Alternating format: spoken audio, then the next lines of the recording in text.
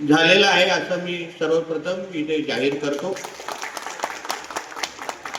माझ्या मंत्रिमंडळाच्या सहकारी आणि या विभागाच्या मंत्री आदितीताई तटकरे यांच्या मार्गदर्शनाखाली आज हे प्रकल्पाचं उद्घाटन आपण सगळेजण करतोय। आणि माझ्या अगोदर जे काही मान्यवर इथे बोलले त्याने एकंदरीत या इमारतीचा बनण्याचा पूर्ण प्रवास आपल्यापर्यंत इथे सांगितलेला। 2013ला जेव्हा सन्मान्य राणे साहेब या जिल्ह्याचे पालकमंत्री होते तेव्हा या इमारतीच्या आम्हाला मंजुरी दिली होती। 2013 ते 2025 उजाडायला लागलं आणि तेव्हा आज आपण हे उद्घाटन करतोय। उद्घाटन होणं एक निश्चित पद्धतीने चांगली बाब आहे आणि यासाठी मी आदितीताई तटकरेंचं अभिनंदन करतो, त्यांचं कौतुक करतो। त्याचबरोबर आमचे जिल्हाधिकारी अनिल पाटीलजींचं पण मी कौतुक करेन की त्यांनीही पाठपुरावा केला आणि सातत्याने त्यांनी आठवण करून देत राहिली, किंबहुना टोचत राहिली। त्यामुळे हा उद्घाटन घेण्याची वेळ अतिशय आज आलेली आहे। उद्घाटनाचा प्रसंग आहे, इथे काही चुकीचं बोलणं बरोबर वाटत नाही। मी जे काय बोलायचंय माझ्या संबंधित अधिकाऱ्यांची या कार्यक्रमाच्या नंतर आमच्या 4 खोलीमध्ये 4 भिंतीच्या याच्यामध्ये बोलूनच, पण अशा पद्धतीने अगर एवढ्या महत्त्वाच्या इमारतीचा बनण्यासाठी एवढा मोठा कालावधी लागत असेल तर प्रशासन म्हणून, सरकार म्हणून आपली गती कुठे ना कुठेतरी कमी आहे किंवा आपण कुठे ना कुठेतरी चुकतोय हीच भावना आपल्या सगळ्यांमध्ये व्यक्त होत असते।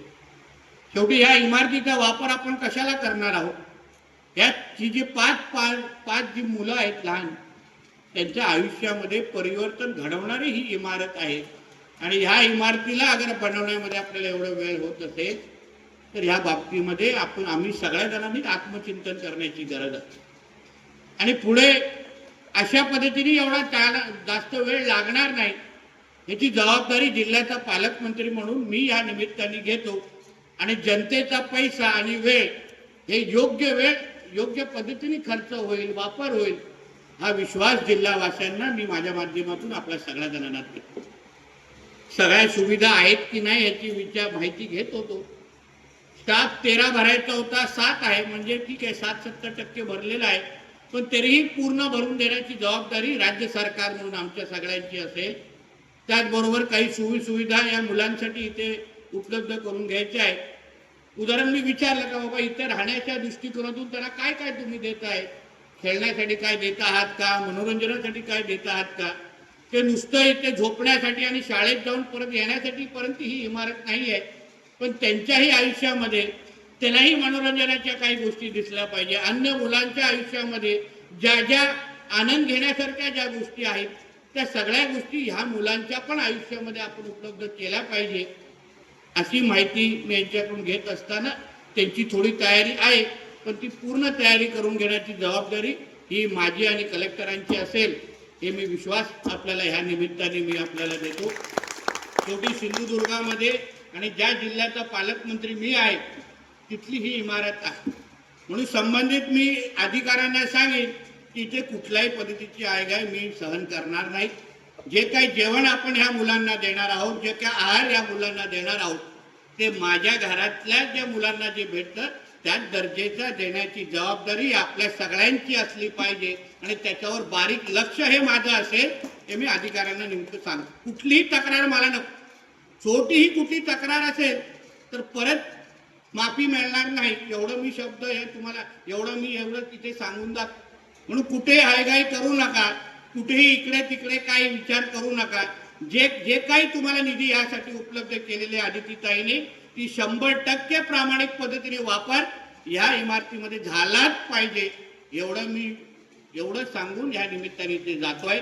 परत जेव्हा 2-3 दिवसामध्ये जेव्हा तुम्ही 100% ही इमारतीचा वापर जेव्हा सुरू कराल तेव्हा मी असो, कलेक्टर जी असेल, आम्ही परत एकदा इथे फेरफटका मारणार आहोत। प्रत्येक कोपरा इथे बघून जाईल आणि कधी कधी अचानक पण इथे बघून जाईल। म्हणून असं नाही की बाबा उद्घाटन करून गेलो आणि परत कधी तिथे येणार नाही असं समजू नका। रात्री बेरात्री कधीही पालकमंत्रीचा दौरा इथे होईल त्यामुळे अधिकाऱ्यांनी व्यवस्थित पद्धतीने लक्ष घालावं एवढं ह्या निमित्ताने मी आवर्जून सांगतो. परत एकदा एक चांगला उपक्रम 12 वर्ष उशिरा का नाही पण झाला तरी सुरू झाला. तर ह्या पुढे ह्या इमारतीसाठी लागणाऱ्या ज्या गोष्टी, कारण मी आदितीताईंना ओळखतो, फार जवळून काम करतो आता त्यांच्यावर, म्हणजे राज्यामध्ये लाडकी बहीण योजना अतिशय यशस्वी पद्धतीने पार पाडण्याचं काम किंवा किमया हे आमच्या आदितीताई तटकरेंनीच केलेलं आहे. याबद्दल आम्हाला सगळ्यांना त्यांच्याबद्दल सार्थ अभिमान आहे. कसोटीची योजना होती पण आदितीताईंनी ती पूर्ण करून दाखवली. 1500 पर्यंत आहे तेही केलं.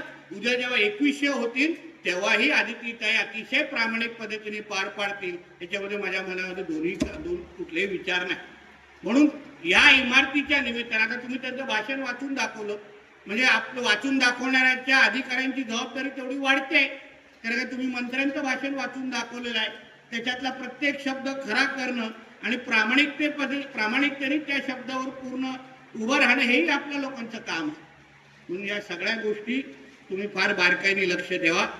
कुठल्या जिल्ह्यामध्ये कुठली इमारत बांधताय आणि त्या ज्याचा नेमकं पालकमंत्री कोण आहे ह्या गोष्टीवर लक्ष घालून अधिकाऱ्यांनी विचारपूर्वक काम करायला पाहिजे. आणि म्हणून या इमारतीच्या दृष्टिकोनातून ज्या ज्या गोष्टी, आता उर्वरित जो काही स्टाफ आहे त्या बाबतीमध्ये मी आदितीताईंशी बोलीन, लागलं तर मुख्यमंत्र्यांशी पण बोलीन आणि लवकरात लवकर स्टाफ कसं भरता येईल यावर आम्ही निश्चित पद्धतीने लक्ष घालू. आम्ही आणि आमची पूर्ण टीम या जिल्ह्यामध्ये एकंदरीत शासकीय इमारतींची कामं आणि त्यांचा दर्जा आणि 100% त्याच्यामध्ये योगदान कसं वाढेल यावर आम्ही सातत्याने या बाबतीमध्ये चर्चा करतोय.